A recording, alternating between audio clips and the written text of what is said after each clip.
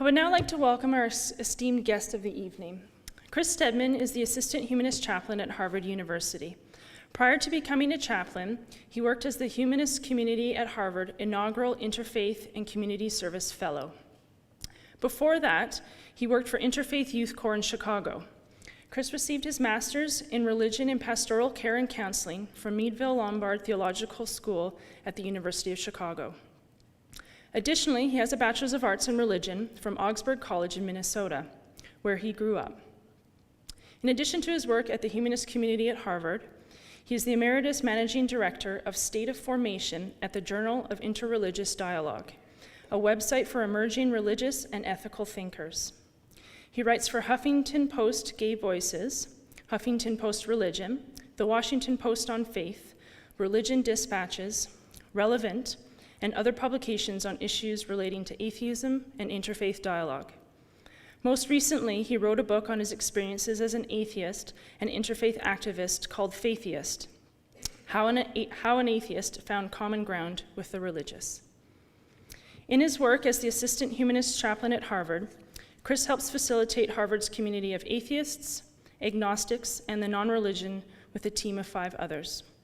Among his biggest responsibilities are coordinating the humanist graduate community at Harvard, running a program called Values in Action, an interfaith outreach and community service arm of the humanist community at Harvard that hosts monthly civic engagement opportunities open to all students, and being able to meet with anyone who wants to talk or needs someone to listen to. Chris's areas of interest include atheism, humanism, agnosticism, skepticism, interfaith cooperation, LGBTQ identity, Islam in America, Islamophobia, community service, and social justice. Please join me in welcoming Chris Stedman.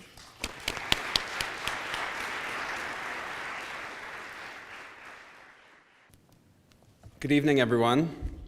I also like long walks on the beach and pistachio ice cream.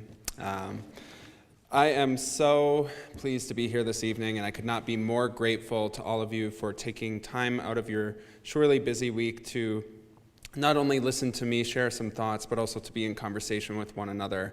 I'm really excited about the conversation that we're going to have tonight.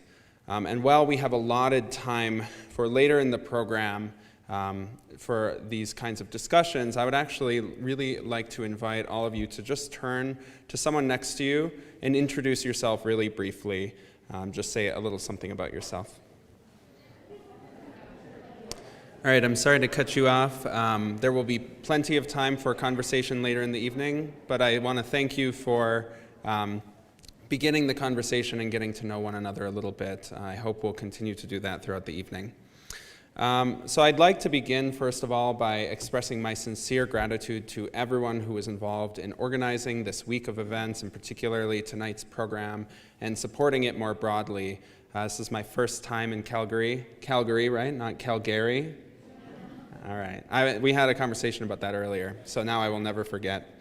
It's my first time here, and I hope it will not be my last. Though I've only been here for less than 24 hours, I already feel as if I have been very warmly welcomed, and I am very grateful for that. So thank you. So I suppose I should begin tonight's talk by addressing what may be the obvious question. And I'm sure some of you are probably coming into tonight's event asking yourself this question, and if so, that's okay. It's a question that I even ask myself some mornings. And that is, why would an atheist, such as myself, care about interfaith work? And not just care about it, but actively promote it and organize interfaith initiatives. Now, there's a long answer to that question, and there's a short answer. And given what I know about attention spans, I'm going to start with a short one. And that is that interfaith work is designed to bring together people who have different religious identities or convictions so that they can better understand one another, identify areas of shared concern, and then work together toward common goals.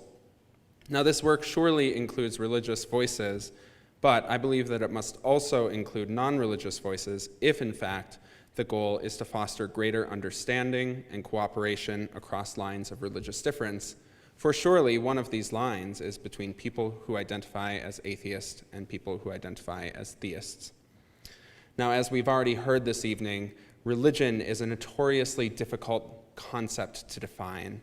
Now, I did study religion, and so if you were to ask me, what is religion and how do you define it, I would probably need at least 20 minutes to just start to scratch the surface, and maybe that says more about me as a communicator than it does anything else. But for the purposes of my remarks this evening, I will be defining religion as it's sort of popularly or commonly defined, particularly within the United States, which is to refer to people who claim a religious identity, and more broadly, people who believe in a divine or supernatural presence or active force of some sort. Now, of course, anyone who has studied religion or has even a passing familiarity with religious studies likely knows that this is an incredibly reductive and simplistic definition of religion, but given that we've all acknowledged that now, I hope you'll work with me on that. So, in my experience of trying to facilitate greater conversation between people who identify as religious and people who don't, one of the things that I've found to be most effective in beginning to have this conversation is the sharing of stories, because personal stories allow us to see the humanity in one another. They help us to identify shared experiences and a sense of common humanity. And so if it's all right with you, I'd like to share a little bit of my own story. So I actually grew up in a non-religious household. I would say that our household was more irreligious than anything else. We didn't call ourselves atheists, but we didn't talk about God either. In fact, religion really was not a part of our conversation as a family at all. The only thing I was ever told about the only encounter I had with religion as a young child in an organized way was that I was baptized in a Methodist church, but the one story that we always told from this was that when the minister quoted scripture and said, "Let the little children come unto me," my sister, who was a year older than me, ran to the front of the church and lifted up his robes. Now, I don't think that that's the reason, but we didn't step foot in a church again for some time after that. But I had a more intimate encounter with institutional religion when I was 11 years old, and I had a rather dramatic conversion experience and became a born-again Christian. And looking back on that conversion, I have identified two primary factors that played into my decision to become a Christian. The first is that I was looking for a community, a place to belong. My parents were divorcing at that time, and up until that point in my life, my family had really been my community. That was where I was grounded. And when they began to separate, I felt very much like I was uprooted, like I didn't really know where I fit, and I was looking for a sense of stability and a place to belong. So it offered me that. And the other thing that it offered me is that about a year prior to my conversion, when I was 10 years old, I started reading books such as Roots, Hiroshima, The Diary of Anne Frank.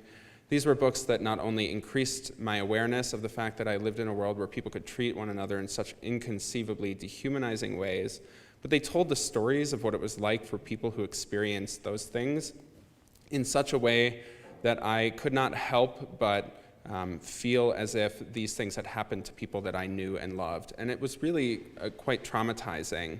I was filled with questions about justice and purpose and the meaning of life.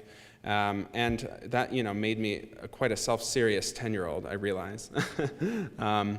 But I was looking for a place to unpack these questions, and this community was incredibly concerned with those questions. In fact, it was the first place that I found myself among people who also wanted answers to these questions and who put these questions at the forefront of what we were talking about. So, because of these two things, it felt as if it was the right fit. This idea of God was new to me, but it seemed to be the sort of binding element of the community. Everyone else who cared about the same things that I did, who cared about justice and who cared about community, said that the source of those things was God. And so I took that idea on as a part of a package deal. However, it became clear to me relatively early on that the community was not as welcoming as it had initially seemed or as I had hoped it would be, because shortly after converting, I realized I was gay. And this community was incredibly conservative theologically, and not only that, they were quite obsessed with homosexuality in particular. There were sermons given regularly that warned about the dangers of homosexuality. It was something that was frequently discussed in Bible study and discussion groups, and the library had an entire section devoted to homosexuality, full of materials that said that it was at best a sign of youthful waywardness or rebellion or confusion, and at worst a sign of demonic possession, which is a lot to take in as an 11-year-old. So I was incredibly traumatized by this and really struggled with this piece of information, with recognizing that I was gay and being a part of a community that said that that was inherently wrong. And so I actually became quite isolated. I spent much of my time trying to figure out how to reconcile these things and really trying to figure out how to change my sexual orientation through religious practice. And the grand irony of my conversion is I became a Christian because I was looking for a community and a welcoming space, and I was looking for a place to unpack questions I had about suffering and justice. And instead, I really retreated within myself and isolated myself off from most everyone in the community, as well as my family and friends, and spent most of my time alone in my bedroom with a Bible and a prayer journal, trying to change something about myself and seeing no progress. And so I became quite despondent and felt entirely alone. But after a number of years of this, my mother intervened after finding a prayer journal that I was keeping where I detailed the struggle that I was experiencing.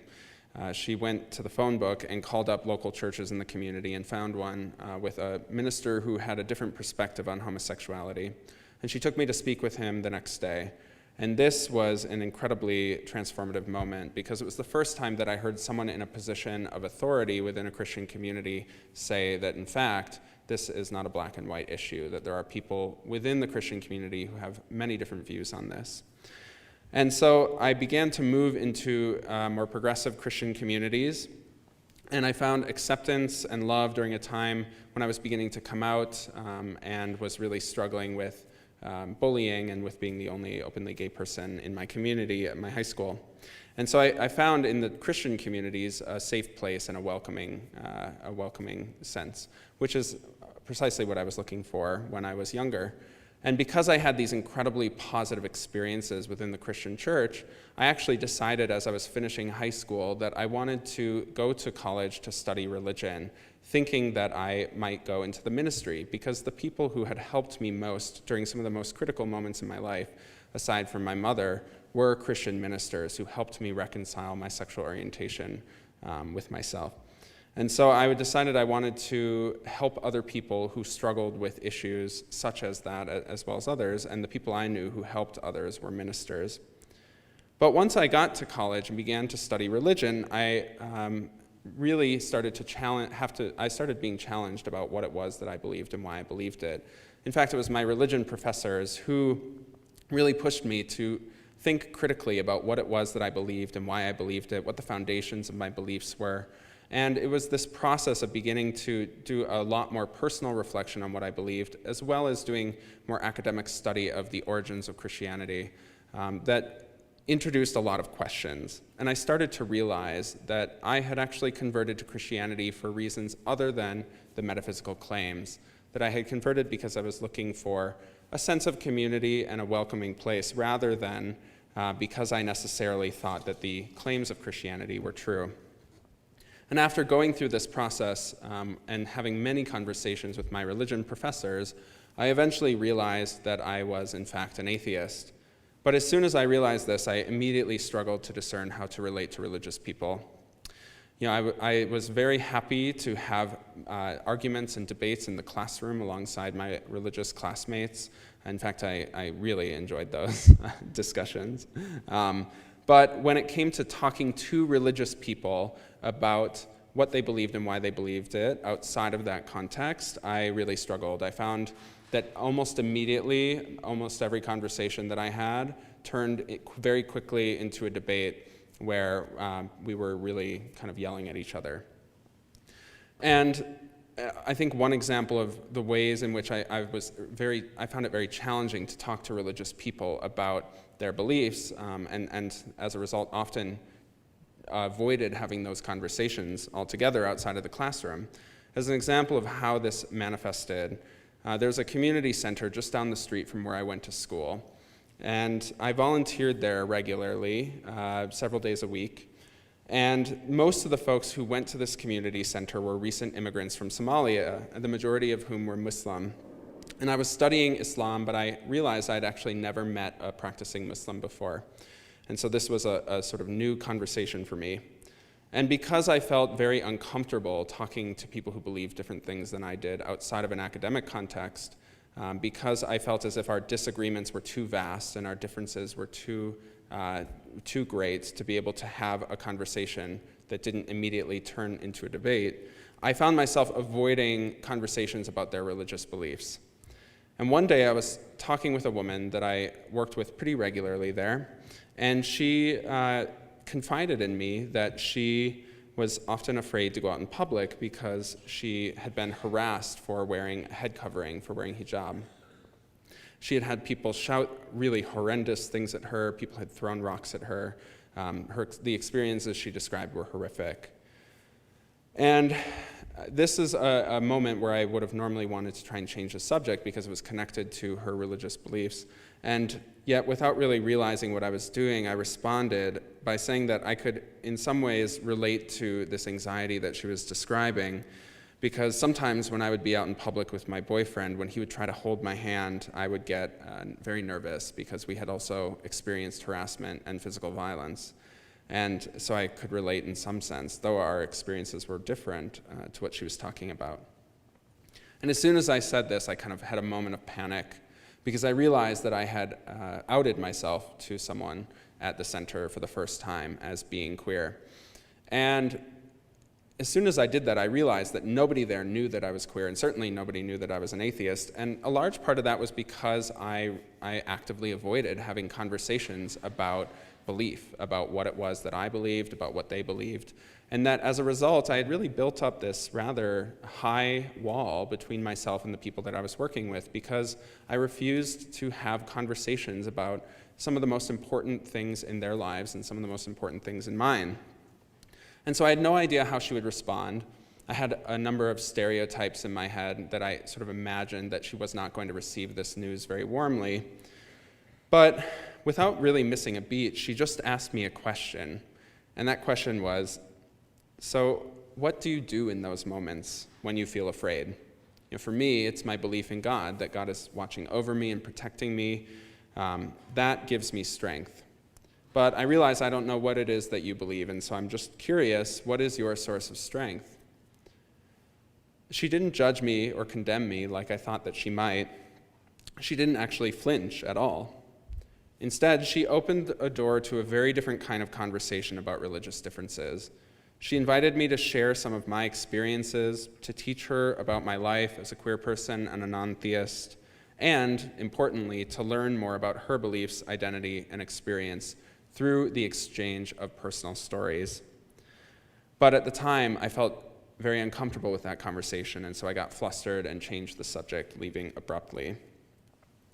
Eventually, as time went on, I began to look back on incidents such as that, and I came to see them as missed opportunities and started to wonder what could happen if atheists and theists had a different kind of conversation about our differences than the one that we tend to see modeled on Fox News, for example.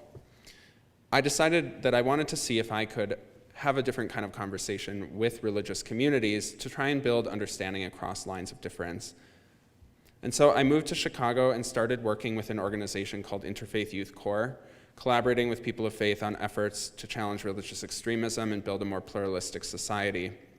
And in doing so, I met all of these wonderful people who would talk about how much their religious communities enriched their lives. And I noticed that most of them had come into our work together because they had some connection to a religious community. And as a result, I began to wonder what kinds of resources were out there for someone such as myself, for a non-theist who is non-religious. Unfortunately, my first experiences with an organized atheist community wasn't all that positive. I actually encountered a kind of exclusivity and a rejection of so-called outsiders, a kind of us versus them mentality that was starkly reminiscent of my experiences in a fundamentalist Christian community, which really surprised me. But as I began to meet more atheists, I encountered very different kinds of atheist communities, and I became increasingly convinced that community was important to the work that I was hoping to do. And I started to wonder if having more organized community resources for atheists, agnostics, humanists, and the non-religious, such as several resources that exist in the city of Calgary, I began to wonder if having more of those kinds of resources would enable more atheists and theists to have a different kind of conversation about our differences. Sure enough, a few years later, I read a really excellent book called American Grace by Robert Putnam and David Campbell. I highly recommend it. This book reflects on a number of years of research that they did on the lives of religious Americans. And one of their biggest findings, I think one of the most interesting findings, was that religious Americans are much more civically engaged overall than the non-religious in the United States. So they give more money to charity, both religious and secular. They're more likely to volunteer in their communities or run for political office. In the words of Putnam and Campbell, religious Americans are just better neighbors than non-religious Americans overall. But there's a complicating finding, which is they also discovered that a non-believing spouse of a religious person who participated in her or his partner's religious community was just as likely to be civically engaged as the believing spouse. And they found, based on this discovery, their speculation is that the correlation between religiosity and civic engagement in the United States is less about belief and more about belonging. It's about being a part of a community where you have a space to explore some of the most important questions in life, to explore the questions about what it means to be a human being, what it means to be a good person, what it means to live a meaningful and fulfilled life, and what our duty is to the other people around us. And not only are communities where you can ask those questions important, but having communities that then prioritize acting on those values, on the values that we discover through asking those questions, is important. And so they suggested in American Grace that communities for atheists, agnostics, and the non-religious could serve a similar function in equipping the non-religious to be more engaged.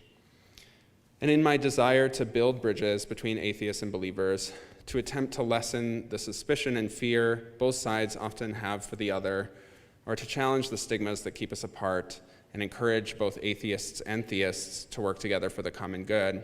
Through this work, I actually rediscovered the importance of community, both for myself as an atheist and for the common good. And that is why I moved on to work with the humanist community at Harvard, where, among other things, I now coordinate an interfaith dialogue and community service program that mobilizes non-religious and religious people to build relationships and work for a better world. Now that, because I coordinate this program, I'm often asked the question, which is, what are the arguments for atheists participating in this kind of work? And I think that there are many arguments, but I've focused on 4. And I want to share those 4 arguments with you this evening, and I hope that they will provide some fodder for your conversations at the table. If you are not an atheist, I encourage you to think about how these questions might resonate with you, though you come at this from a different angle.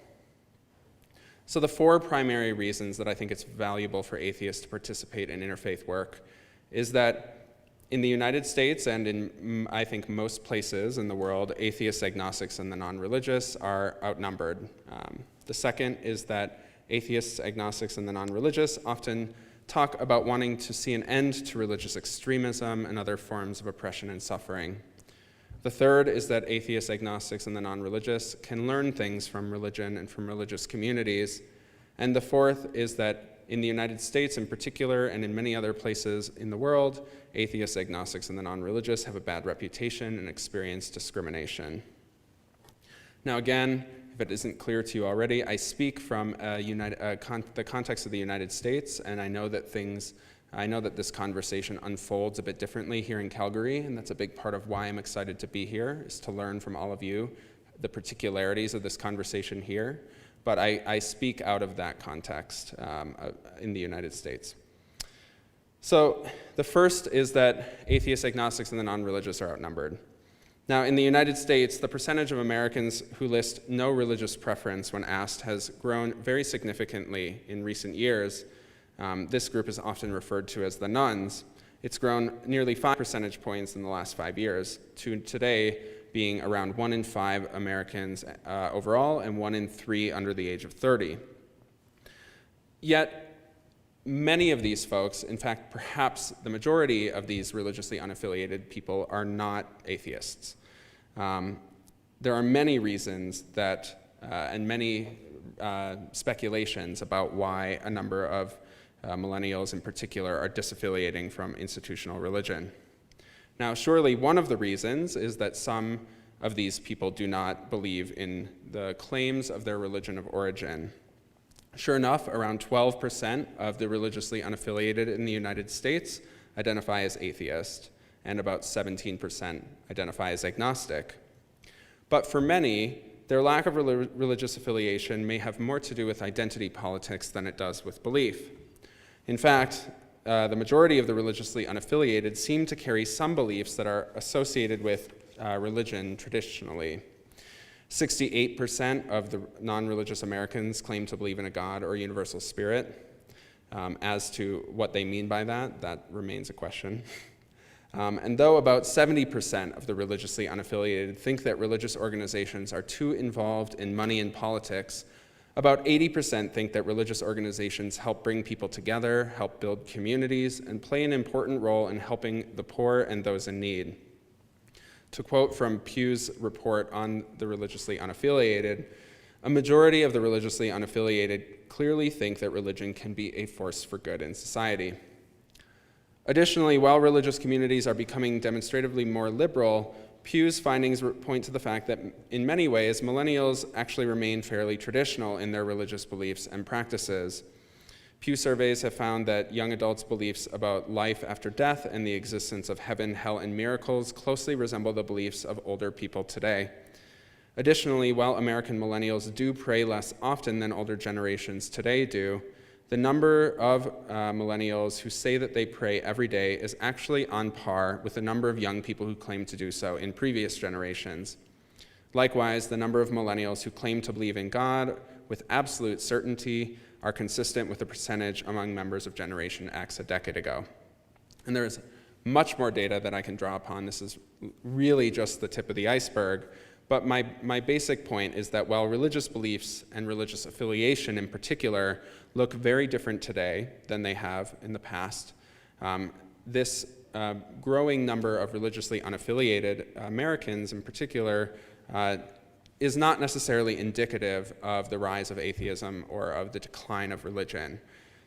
And since religious Americans are still in the majority, very much so, I think that it is incredibly important that atheists, who are very much in the minority, build relationships and try to understand the motivations and the beliefs of people who identify as religious.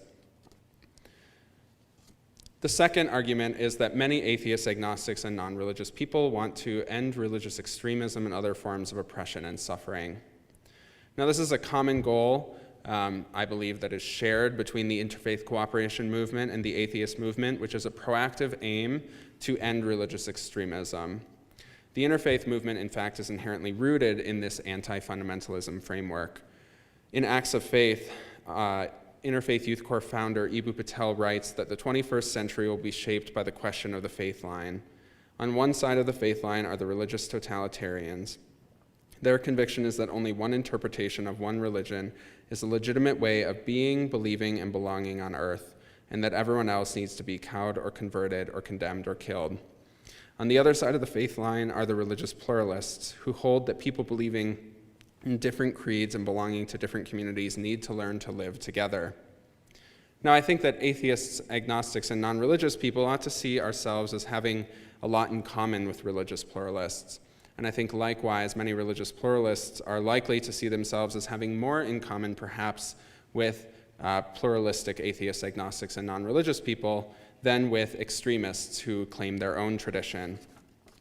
And in aligning our efforts as atheists, agnostics, and humanists to combat religious extremism with like-minded campaigns occurring within religious communities, our efforts will be more effective and our reach will be broader. In Ethnic Conflict and Civic Life, Hindus and Muslims in India, political scientist Ashutosh Varshney noted that the likelihood that inciting incidents between Hindu and Muslim communities in geographic proximity in India would lead to widespread or long-term violence was significantly less in communities where civic ties across lines of identity difference already existed, where they had built relationships and knew one another. But in communities where these ties were non-existent, inciting incidents between Hindu and Muslim communities provoked extensive inter-identity violence. Thus, as efforts to build intentional relationships across lines of religious difference demonstrate, these invested relationships are essential for avoiding conflict and decreasing the influence of religious extremism. The third argument that I would offer is that atheists, agnostics, and humanists have a lot to learn from religious communities. Now, these mutual interests that religious communities and atheists, agnostics, and non-religious people have can never be identified if we fail to recognize that religious communities actually have a fair amount to teach atheists and humanists. Robert Putnam argues that diversity is actually quite important to building strong and sustainable communities, and he extends this to religious diversity. But he cautions that, at least at first, people tend to hunker down with those that they see as very similar to themselves and gaze upon those who they see as different with suspicion. And so his argument is for religious diversity to flower, for it to contribute to strong communities where we learn from one another and from our differences, people have to meet and learn from one another. This is something reflected in the work of the late agnostic and astronomer Carl Sagan, who once wrote that every one of us is in the cosmic perspective precious, and so if a human disagrees with you, let him live. In 100 billion galaxies, you will not find another. Now, while I agree with that sentiment and think it's gorgeously expressed, I'd actually like to take his argument and extend it one step further, which is I don't think that we should just let those who disagree with us live. In fact, I think we should go out of our way to try to befriend and understand them. And sure enough, some of my greatest insights have grown out of such relationships. It is also important for atheists to remember that religious criticism is not the exclusive domain of atheists, agnostics, and the non-religious, and that acting like it is by adopting a religious people versus atheists mentality while painting all religious believers with a broad brush actually alienates allies in the important fight against dogmatism and totalitarianism. Criticism of religious belief is not a new thing, and in fact, we can learn quite a bit from some of the greatest religious critics, such as Martin Luther, Mahatma Gandhi, Martin Luther King Jr., even the biblical Jesus Christ. But they, like many religious critics today who work within their communities, were reformers, not abolitionists. Now, regardless of whether you think that religion is inherently harmful or inherently positive, it is, at least for now, very clear that religion is unlikely to become irrelevant or disappear. And in fact, in a world where religious conflict is regularly in the headlines, where religion touches on so many of the disagreements that we have more broadly, and where religious illiteracy is widespread, religion actually feels increasingly relevant. It feels increasingly vital that people learn about religious differences. Because when fraught issues related to religion arise, being unable to contextualize them or understand their implications, and not having people who are members of those communities that you can discuss those issues with actually makes it very difficult to know how to respond to them. But cultivating positive relationships between people of diverse religious and non-religious identities not only helps avoid conflict by creating invested relationships, it also combats ignorance by giving people the opportunity to educate one another about their beliefs and backgrounds. And of course, this goes both ways. Atheists have a great deal to learn from theists, and theists have a great deal to learn from atheists. And finally, the fourth argument is that atheists, agnostics, and non-religious people have a bad reputation and experience discrimination. Now, there have been a number of surveys that have shown that in the United States and in many other parts of the world, atheists are broadly distrusted, and this prejudice manifests in both subtle and explicit ways in the United States and around the world. And because atheists represent such a small sliver of the population in the United States and many other places, and because we carry with us level of social stigma, I believe that it is imperative for atheists to make ourselves known and to build relationships with people in other communities. A 2010 Gallup poll demonstrated something the LGBTQ community has recognized for quite some time, which is that people are significantly more inclined to oppose same-sex marriage if they do not know anyone who is gay or lesbian. But these relationships can be transformative because the Pew Research Center found recently that among the 14% of Americans who have changed their minds in the last decade and gone from opposing same-sex marriage to supporting it, the top reason given was having friends, family, acquaintances who are gay or lesbian.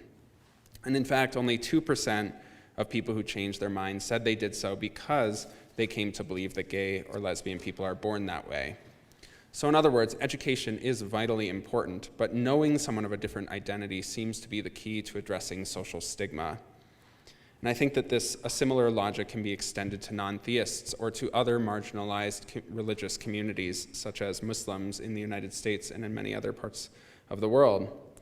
And that is that the fewer relationships we have with people in other communities, the less opportunities we will have to challenge the negative assumptions and stereotypes that are directed at us. Based on my experiences as an atheist and an interfaith activist, I have confidence that building relationships of respect across lines of difference will help to alter the negative public perception that many people have about atheists. Now, since I started making these arguments, among others, about why I think it's important for atheists to participate in interfaith dialogue, I've come across a number of critiques of this idea, and there are two of the most common ones that I'd like to very briefly respond to. And the first is that the first that I've frequently encountered has to do with the language of interfaith, which is that it is inherently exclusive to atheists and other non-theists. And I would concede that that is, in fact, the case. I think the language of interfaith certainly feels exclusive to many non-religious people, myself included, especially because some of the underlying principles of a religious mindset are exactly what a number of atheists reject. But I think that atheists should participate in interfaith efforts anyway. Interfaith is currently the most recognized term in the United States to describe activities that bring religious and non-religious people together for dialogue and common work. It is used far and wide by many, including President Barack Obama. I believe that change will come from within, that as more atheists, agnostics, and non-religious people, as well as people with hybrid religious identities and people who have complex religious identities, or who identify as seekers or spiritual but not religious, that as more and more of these people participate in interfaith work, that the language will broaden and that the meaning of such efforts will become wider and wider, and that the language will evolve to reflect those who are participating. And I've already seen this occur in a number of places, and I regularly hear from atheists who are leading the charge for interfaith cooperation on their campuses and in their communities. And their experiences echo this, that the language has shifted as more atheists have been involved. And I think that the goal of interfaith work is valuable enough that if the only reason we as atheists didn't participate because it was called interfaith, then I think that that's a missed opportunity, particularly because atheists participating in interfaith programs actually disrupt any religious privilege that may be expressed there by asserting that for many of us, religious beliefs have little or nothing to do with the way in which we live our lives. But if atheists do not participate in these efforts, we leave the field open for the idea that faith or religious identity can be the only driving factors that compel people to work for a better world. By opting not to participate, atheists potentially leave the ground uncontested for religious believers alone to claim. But by showing up, we demonstrate that religion does not have a monopoly on morality. And the second common critique is that there is a concern about religious criticism and whether participating in interfaith dialogue means that you have to bite your tongue about disagreements, that we all just have to sit in a circle and sing kumbaya, if you will. And I think that this is true not only for non-theists, but for people of many different religious identities. This is a question that anyone will have to grapple with. And so in that vein, it's been suggested that interfaith work asks non-believers, as well as all people, to put their beliefs aside in order to get along. Now, I can't speak for anyone else, but I do think that in my personal experiences, this has never been the case. I've never felt that I couldn't articulate when I had a disagreement with someone. And in fact, what I have found is that this forum is perhaps an ideal context for us to articulate those disagreements. I think that you can be strongly and honestly critical about other people's beliefs while acknowledging that they have the right and the freedom to believe those things. This is where I would like to quote Christopher Hitchens, which I know may surprise some people. But in a debate with Tony Blair, he said, "I propose a pact with the faithful. As long as you don't want your religion taught to my children in school, given a government subsidy imposed on me by violence, any of these things, then you are fine by me." And I think that this is a sort of bare minimum, but that is a start for creating a space for atheist religious cooperation on important matters like the separation of church and state, education, and scientific and social progress, while also allowing everyone to be open about their disagreements. In fact, I think we are more likely to be open about our disagreements and be open to a conversation with other people who do not share in our views if we have trusting relationships with those people. You know, I've often had very strong disagreements with people that I work with in interfaith contexts, but one of the things that I've found is that I'm much more able to listen to them if I like them, if I know them as a human being, and if we have a relationship. And similarly, they are much more open to hearing any critiques or concerns that I might have because we have this relationship. In fact, I've talked with a few people who said that they had heard similar critiques to the ones that I articulated before, but that these positions had been presented so disrespectfully that they had made no impact, and in some cases had closed that person's mind off from even entertaining such an idea. And they said it made all the difference that they were treated with as intellectual equals, as people with respectable goals, rather than just mindless adherents of some stupid religion, if you will. So I don't think that we should de-emphasize our disagreements. In fact, I think our disagreements are perhaps one of the most important things that we can talk about. But in a world that's fixated on conflict, I think we can put more of an emphasis on discovering what our agreements are and then building off of that to getting into these more difficult conversations. Surely we will not agree about everything, but I think that interfaith spaces where atheists and theists come together to talk about our differences, built upon a foundation of mutual respect and a desire to understand our differences, are an ideal forum for us to recognize that even in our disagreements, we ultimately all have to share this world. From there, from that baseline, we can begin to see that the world would actually be a much better place if we were in relationship with people outside of our own communities, that we can accomplish more by working together.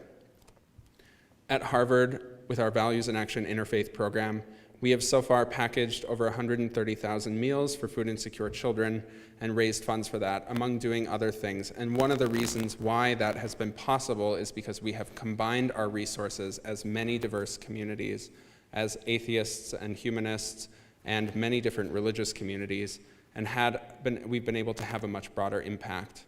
And in doing that work together, we've also been able to have conversations about where our agreements are and where our disagreements are.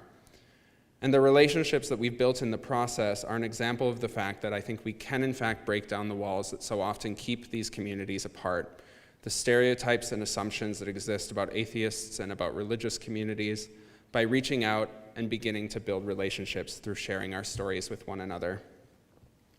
As an atheist and a humanist, I believe that it is up to us to build the world that we want to see, because in my eyes, it is extremely unlikely that any divine or supernatural force is going to do that work for us. That means that our communities are going to have to find ways to work together. Thus, as a so-called Faitheist, I place my faith in the people around me, in the people here tonight, in humanity. We may not agree on whether or not there are any gods or supernatural forces, but I hope that we can agree that building a more just world for all people, religious and non-religious alike, will require that we find ways to not only live together, but to love one another as people who deserve dignity and respect. After all, in the words of the late astronomer and agnostic Carl Sagan, for small creatures such as we, the vastness is bearable only through love. So let's come together and make the vastness just a bit more bearable. Thank you all so much. Thank you.